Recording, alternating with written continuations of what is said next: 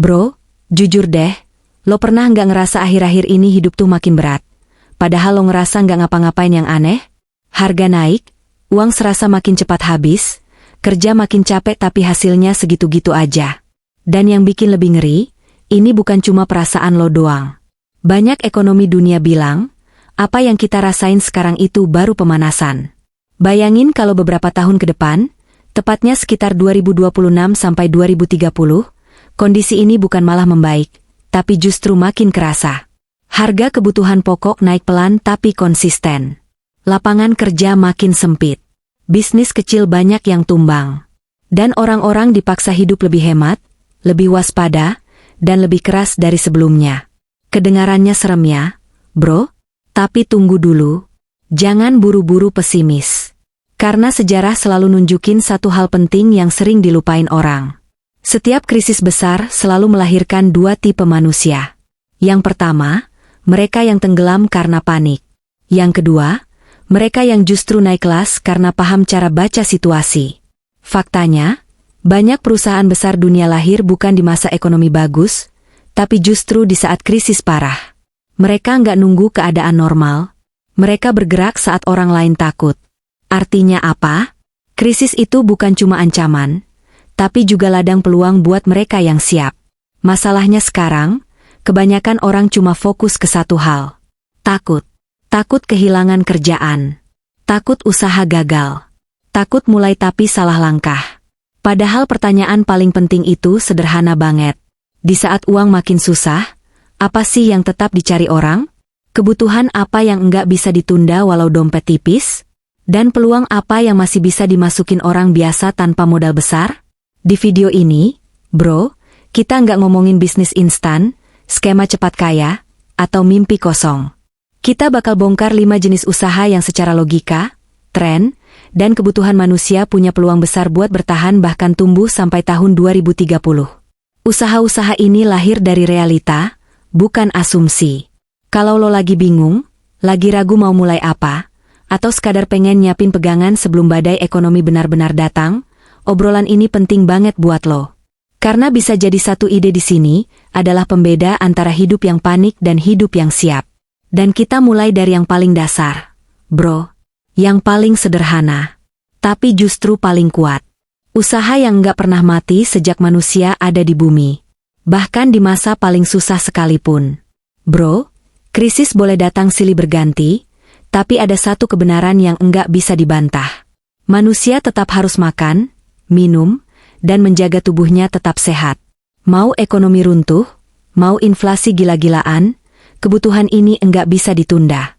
Dan justru di masa krisis, kebutuhan ini makin terasa penting.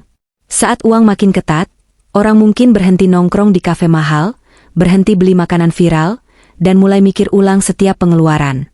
Tapi satu hal enggak berubah. Mereka tetap butuh makan setiap hari.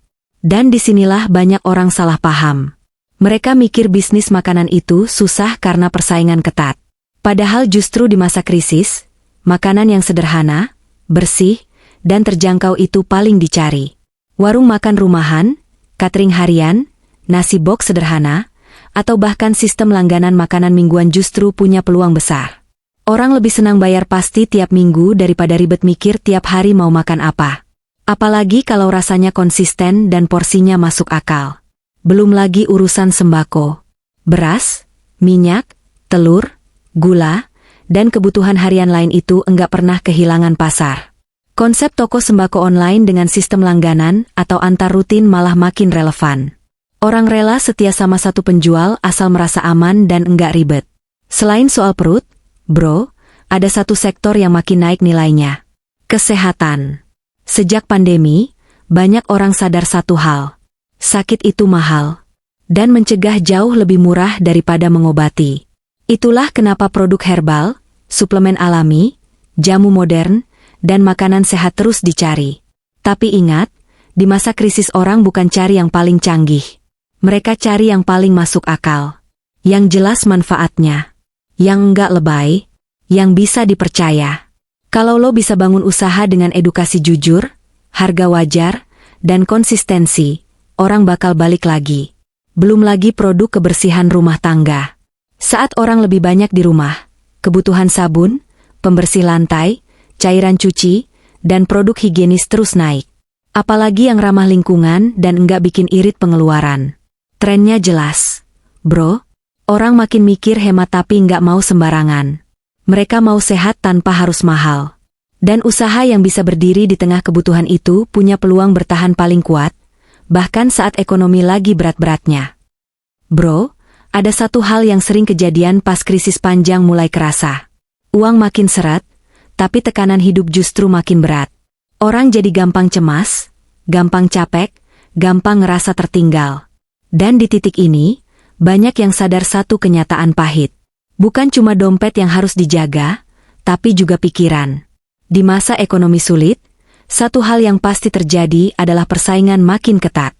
Kerja keras aja nggak cukup kalau skill lo stagnan. Makanya nggak heran kalau bisnis edukasi dan pengembangan diri justru tumbuh saat krisis. Orang mulai mikir, kalau gue nggak ningkatin kemampuan, gue bisa tergilas. Kursus online, kelas skill praktis, sampai mentoring kecil-kecilan bakal terus dicari. Tapi yang dicari itu bukan teori ribet. Orang butuh solusi cepat, jelas, dan bisa langsung dipakai. Skill yang bikin mereka relevan. Skill yang bisa langsung menghasilkan. Dan bro, lo nggak harus jadi pakar kelas dunia buat main di sini.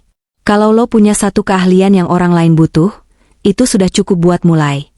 Bisa desain, bisa edit video, bisa jualan online, bisa nulis, bisa ngatur waktu, bisa ngajar hal praktis. Semuanya punya pasar. Justru pengalaman nyata itu nilainya lebih tinggi daripada teori kosong. Selain edukasi, dunia digital juga makin jadi tulang punggung ekonomi. Banyak bisnis offline yang mau nggak mau pindah ke online demi bertahan. Dan masalahnya, enggak semua orang paham caranya. Disinilah peluang besar muncul. Jasa desain, konten kreatif, admin media sosial, copywriting, sampai digital marketing makin dicari. Selama masih ada bisnis yang pengen jualan, mereka butuh orang yang bisa bantu mereka kelihatan di dunia online. Artinya, kalau lo bisa bantu bisnis lain bertahan, posisi lo justru aman. Dan satu lagi yang sering diremehkan, bro, kesehatan mental. Di tengah tekanan hidup, orang mulai cari pelarian yang sehat. Mereka cari ketenangan, cari rasa dimengerti, cari ruang buat bernapas. Konten yang menenangkan, podcast yang jujur, video yang bikin ngerasa, gue enggak sendirian, bakal punya tempat besar. Di masa depan, bisnis bukan cuma soal produk, tapi soal perasaan. Siapa yang bisa bikin orang merasa lebih tenang, lebih kuat, dan lebih punya harapan, dia yang bakal diingat. Bro, ada satu jenis usaha yang jarang dipamerin, jarang viral, tapi selalu hidup. Bahkan di masa krisis paling parah. Usaha ini enggak kelihatan keren, tapi justru jadi penyelamat banyak orang. Namanya usaha perbaikan dan perawatan. Logikanya sederhana. Saat uang lagi susah, orang bakal mikir 2 kali buat beli barang baru. Mereka mulai nanya, masih bisa dibenerin enggak? Dan selama jawabannya masih bisa, usaha servis enggak bakal sepi. Servis elektronik, perbaikan HP, laptop, kipas, kulkas, sampai kendaraan, semuanya punya pasar stabil. Bahkan jasa kecil kayak benerin perabot rumah, ganti engsel, atau servis pompa air tetap dicari. Orang rela bayar jasa asal barangnya bisa dipakai lagi. Yang bikin usaha ini kuat bukan iklan mahal, tapi kepercayaan. Sekali orang ngerasa puas dan jujur, mereka bakal balik lagi. Dan di masa krisis, kepercayaan itu mahal nilainya. Selain perbaikan, tren daur ulang juga makin kuat. Banyak orang mulai sadar kalau beli baru terus justru bikin hidup makin berat. Produk dari bahan bekas, fashion upcycle, kerajinan tangan, sampai barang multifungsi mulai dilirik. Yang dijual bukan cuma barangnya, bro, tapi ceritanya. Cerita soal hemat, soal peduli lingkungan, soal hidup yang lebih sederhana tapi bermakna. Di masa krisis, nilai kayak gini justru naik. Belum lagi usaha berbasis kemandirian lokal. Saat pasokan global terganggu, orang mulai percaya sama produk daerah sendiri. Pangan lokal, UMKM, sampai solusi energi kecil kayak panel surya rumahan mulai dilirik karena lebih stabil dan terasa nyata. Ini bukan cuma soal bertahan hidup, Tapi soal adaptasi. Siapa yang bisa nyesuaiin diri dengan kondisi, dia yang bakal jalan lebih jauh. Bro, jujur aja ya, era 2026 sampai 2030 kemungkinan besar bukan masa yang ramah buat hidup santai. Ini bukan zamannya leha-leha sambil berharap keadaan balik normal. Dunia sudah keburu berubah. Pola hidup berubah. Cara orang cari uang berubah. Dan yang paling penting, cara orang bertahan hidup juga ikut berubah. Banyak orang bakal kaget. Bukan karena mereka malas, tapi karena mereka nggak siap. Mereka ngerasa sudah kerja keras, tapi hasilnya nggak sebanding. Mereka ngerasa sudah berusaha, tapi dunia kayak nggak ngasih ruang. Dan di titik itu, satu hal jadi pembeda besar antara yang tumbang dan yang bertahan. Sikap untuk mau belajar dan beradaptasi. Sejarah sudah berkali-kali nunjukin, bro, yang bisa bertahan di masa krisis bukan yang paling pintar di sekolah, bukan yang paling kuat modalnya, dan bukan juga yang paling banyak koneksi. Tapi mereka yang mau berubah lebih cepat dari keadaan. Mereka yang peka sama kebutuhan manusia. Mereka yang nggak gengsi mulai dari kecil. Krisis itu sebenarnya kayak cermin. Dia nunjukin mana usaha yang cuma ikut tren, dan mana yang benar-benar dibutuhkan orang. Usaha yang dekat dengan kebutuhan nyata manusia akan selalu punya tempat. Makan, kesehatan, ketenangan, perbaikan, pendidikan, dan solusi hidup yang lebih efisien. Semua itu enggak akan pernah benar-benar hilang.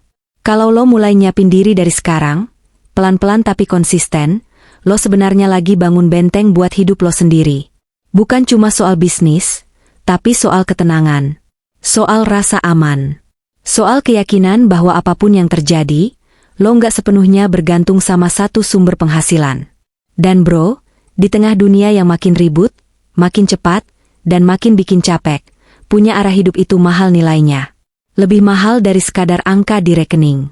Karena arah bikin lo tetap jalan, meskipun pelan. Kalau lo ngerasa obrolan kayak gini penting, realistis, dan relevan sama hidup lo ke depan, pastiin lo subscribe channel ini. Bukan cuma buat nambah angka, tapi biar lo nggak ketinggalan obrolan penting soal peluang, bisnis, dan cara bertahan di masa yang makin nggak pasti. Subscribe sekarang, bro, karena persiapan selalu lebih baik daripada penyesalan. Dan mungkin, justru dari langkah kecil hari ini, hidup lo bisa jadi lebih siap, lebih tenang, dan lebih punya harapan ke depannya.